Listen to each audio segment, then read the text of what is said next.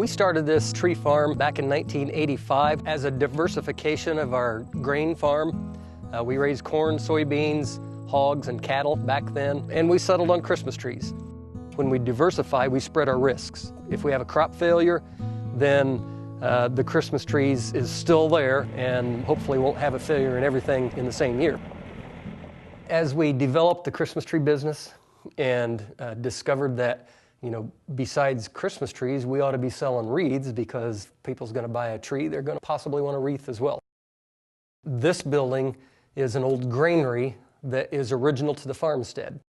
When husbands and wives come through the door, the wives will look at all the wreaths on the wall and start oohing and eyeing and commenting about the wreaths and how beautiful they are, and the guys will be doing this. They'll be looking at the barn instead of the wreaths and thinking, wow, this is a cool old barn. You're kind of catering to everybody that way. Everybody enjoys coming into the wreath barn. My wife, Carrie, her real skills is in the management and the financial planning. I'm the idea person. When we come up with something, it's me coming up with the idea, and I'll say to her, Carrie, I've got a great idea. And her first question to me will be, you want to do what? And then immediately followed by, and how much is it going to cost me?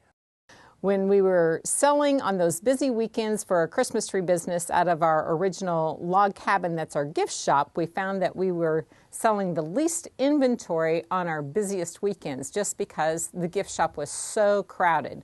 So Tom has always had a love for log cabins, and we had some log cabins already in storage to be put up someday, and decided to put up a building and call it our hospitality cabin. As we put more money into the development of the cabin and the building of the cabin, we realized that we needed to have some other purpose for it to generate revenue throughout the entire year. So after we had it partially up, we decided to switch gears and go from just a hospitality cabin that we would have a bed and breakfast. As we opened the bed and breakfast, there are groups that come in and rent the cabin.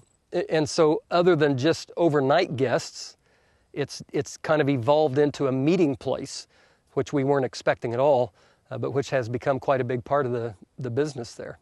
We don't really advertise, we just have it out there on our website, and we have it also on the Indiana Bed and Breakfast website. We find it's very important to belong to professional organizations no matter what business that you're in. We aren't booked all the time, but I don't know that we really want to be. We want it to be fun yet. We want it to be something we enjoy and that people enjoy and find that it's kind of a special getaway away from the crowds and out in the quiet and on a tree farm, which is a beautiful location as well. Anything that we can do to make the experience more memorable and more desirable to keep folks coming back is what we want to try to do. We've always said we don't sell trees. We sell the experience.